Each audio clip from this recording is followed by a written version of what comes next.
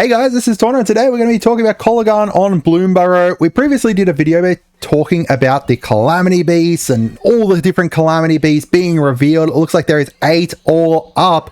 However, today we have confirmation of 2 different things.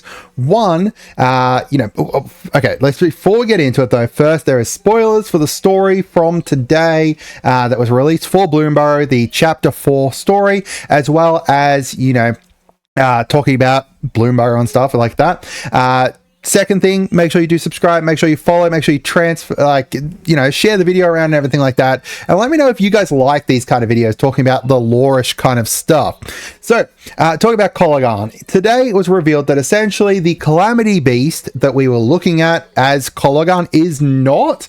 That is the Sunhawk, but one big reveal is that there is either Kolaghan or one of his brood is on Bloomburrow currently. So in the storyline, essentially, Ral and Mabel and the party are going along and they see a huge storm being summoned. Ral looks up and instead of rolling in like a plow crossing a field, they're swirling like water, clouds swirling up above, and then they look up and they see a giant creature hovered in the air, purple lightning crackling across its body. Look at this beast. That is beautiful.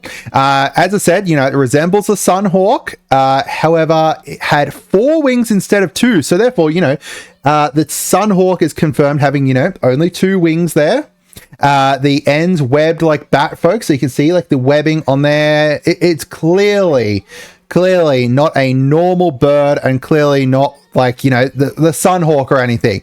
It's honestly, I love the artist's kind of interpretation of this. And if we have a look at this here compared to Kolaghan, you can see some pretty big similarities. You can see, the same kind of webbing around the face and everything. The webs in the wings and stuff down here. 4 wings instead of 2. All of that lightning stuff. Boom.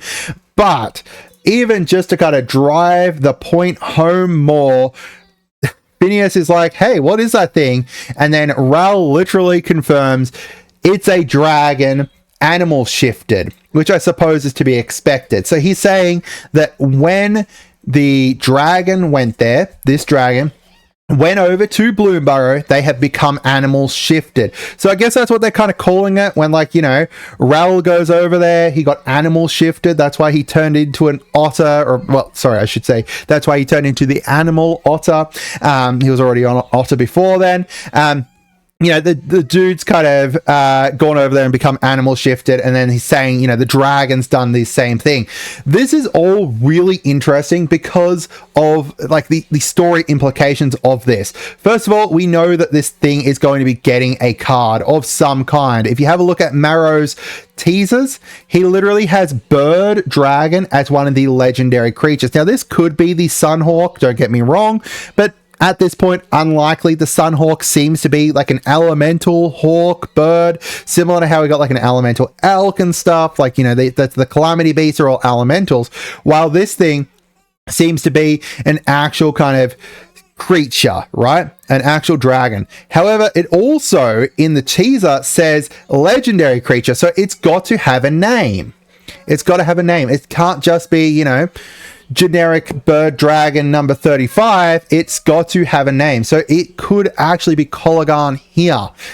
So this actual story implications, obviously at the moment we're in this kind of big arc, right? A 3-year arc they're calling it. So it started with the Omnipath arc, which was ended with OTJ. So that was WoW, LCI, and OTJ there, kind of finished with Outlaws of Thunder Junction, where they're going through the Omnipath, kind of discovering the Omnipath, setting up Ravnica's base on Thunder Junction to serve as like a big area that all the Omnipaths kind of meet and everything. And then from there they've moved on into the Dragonstorm Arc, where now we've got Ral chasing after Jace because Jace has a creature that's going to allow him to be able to do some bad stuff, as well as he's just pissed.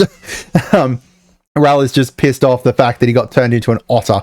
And, you know, he's not happy that he got betrayed by Jace. So now, after the Omnipath arc, we've moved into the Dragonstorm arc, which is our current one.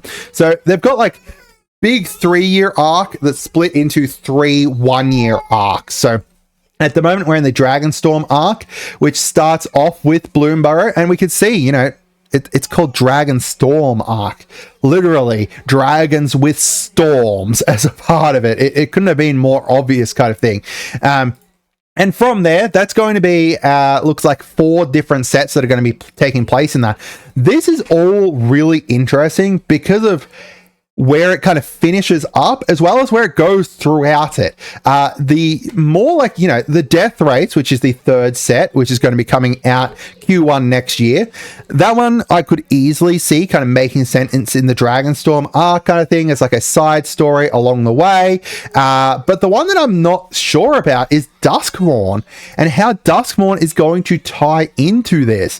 So far from the storyline of Duskmourn, we know is that Nashi has vanished over to there, and then, you know, the Wanderer leads Nico leads a team over there to try and save him.